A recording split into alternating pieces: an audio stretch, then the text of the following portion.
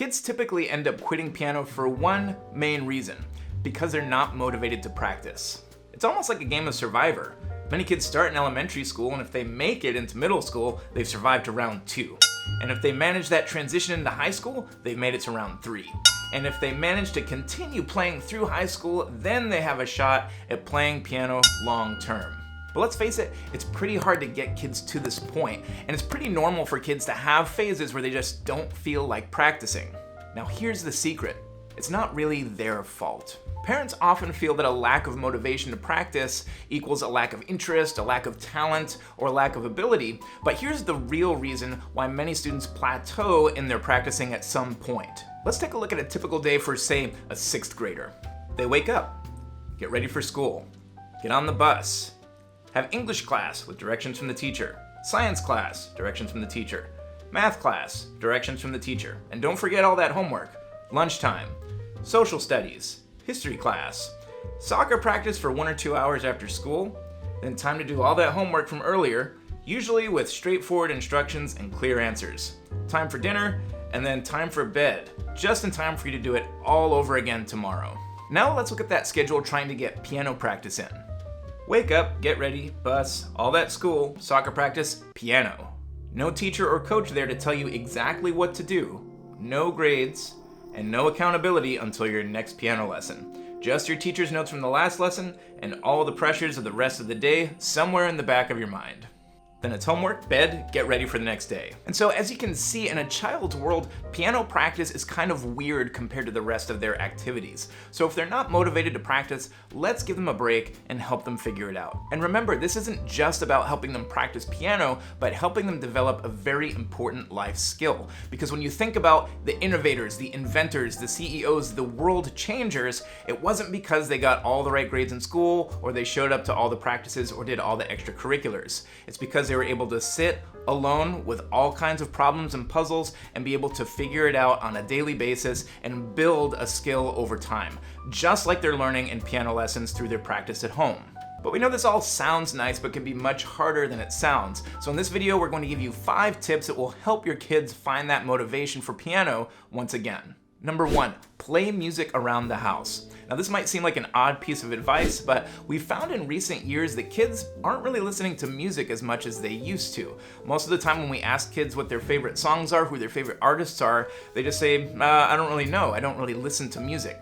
So one thing you can do to help with this is play music around the house, play it in the car, talk about music, help your kids figure out their favorite kinds of music, and then that way music has some kind of existence in the family culture outside of piano lessons. Number 2, try setting aside some time to just do nothing each day.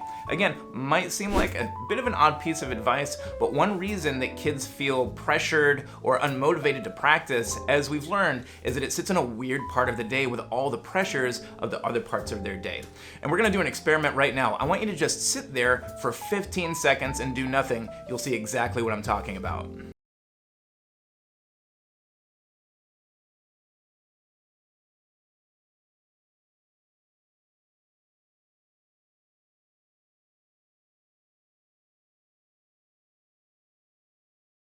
See what I mean? And so by setting some time aside each day to just do nothing, or just hang out, go outside, whatever, you're showing your kids that it's okay to take a break from the stresses of the day, and then piano can sit in a nice place in the day where they can experience some peace away from the stresses and know that that's okay. Number 3, make piano practice a regular part of the day.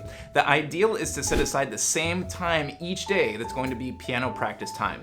Notice that you don't have to argue with your kids to go to school, to do their homework. It's because it's a normal part of the day, it's part of the routine. And you can do this with piano practice. Now the ideal is to set that same time every single day, so it just becomes a habit, becomes automatic. But if that's not possible, another workaround is to just put piano practice in with homework, because we all know that no matter how much homework kids have, they're going to find the time to do it. So what better way to make sure they get that piano practice in each day than to just make it part of their homework load? Number 4, make sure the kids are following their teacher's practice instructions. A good teacher will make sure you know exactly what to do and you're practicing between lessons. But we find that what happens most often is that kids just sit at the piano and play, or they're not sure what to do, or they forget that they have laid out instructions outlining exactly what they should be doing and they're practicing. So if you make sure that every time they sit down, they review those instructions, not just the first time, not just 1 or 2 times over the course of the week,